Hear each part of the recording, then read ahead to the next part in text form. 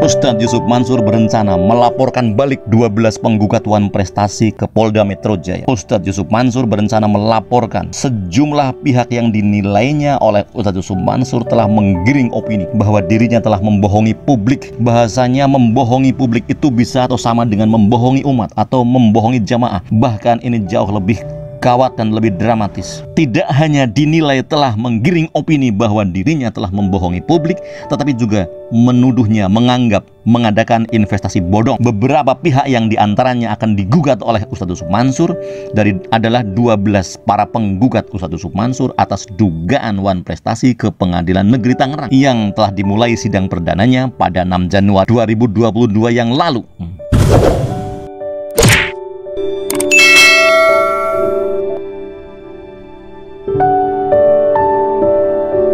Kuasa hukum Ustadz Yusuf Mansur, Dedi, menyatakan bahwa langkah pelaporan ini diambil oleh kliennya Ustadz Yusuf Mansur sebagai tindakan tegas terhadap 12 para penggugat yang telah menggiring opini masyarakat tentang sosok dirinya. Klien kami, Ustadz Yusuf Mansur, memutuskan memilih untuk mengambil langkah hukum yang tegas terhadap oknum-oknum yang sengaja menggiring opini menyesatkan dengan mengatakan atau menyatakan atau memberikan opini bahwa berkesanlah Ustadz Yusuf Mansur adalah seorang penipu, pembohong publik, investasi bodong, dan sebagainya.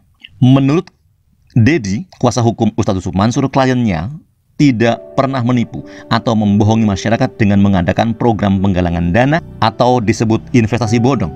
Dia menyebutkan bahwa kliennya memang memiliki dan menjalankan bisnis atau usaha yang mana investor diminta untuk menyetorkan uang 12 juta rupiah atau 10 juta rupiah sebagai dana awal. Namun uang tersebut akan dikembalikan dalam kurun waktu 10 tahun ke depan. Pengacara mengatakan bahwa saya katakan bisnis patungan usaha ini ada, tidak fiktif, tidak bodong, hanya meleset dari kalkulasi atau perhitungan awal. Mereka yang investasi itu punya bukti kepemilikan dalam bentuk sertifikat. Jelas di dalam sertifikat itu, kata Ustadz Yusuf Mansur. Kendati demikian, Dedi, pengacara atau kuasa hukum Yusuf Mansur, belum menjelaskan secara terperinci pihak-pihak mana atau siapa saja pihak yang hendak dilaporkannya ke kepolisian Polda Metro Jaya.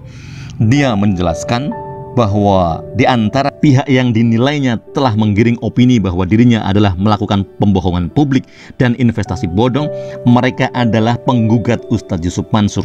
Nanti ada 3 aktor yang akan dilaporkan, termasuk para penggugat yang justru sudah menerima uang kembalinya atau pengembalian uang.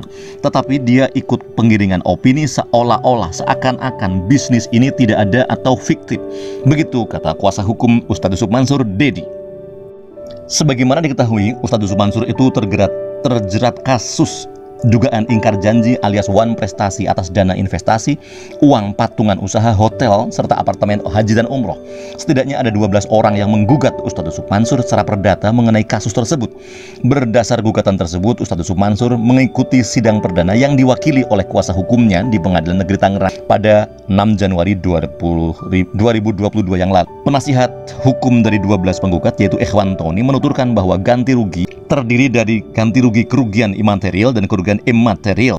785 juta itu material dan 500 juta adalah immaterial. Gugatan immaterial 500 juta karena pikiran ada yang tertekan, ongkos, biaya, kita juga bolak-balik ke sana kemari. Begitu kata Ikhwan. Kerugian immaterial itu kita makan pikiran, waktu, biaya, dan tenaga.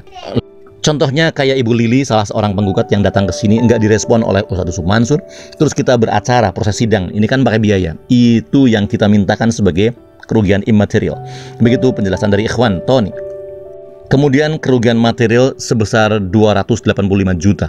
Kerugian material tersebut terdiri atas modal investasi yang diserahkan oleh 12 penggugat kepada Ustadz Yusuf Mansur. Kerugian material itu juga terdiri dari besaran hasil investasi yang dijanjikan Ustadz Yusuf Mansur kepada 12 penggugat. Ikhwan Tony sebelumnya mengatakan para kliennya menggugat Yusuf Mansur karena para tergugat tidak kunjung mencairkan hasil investasi para 12 penggugat. Teman yang sudah menonton video ini, jangan lupa klik tombol subscribe, dan jika kalian suka video ini, angkat jempol kalian, and see you.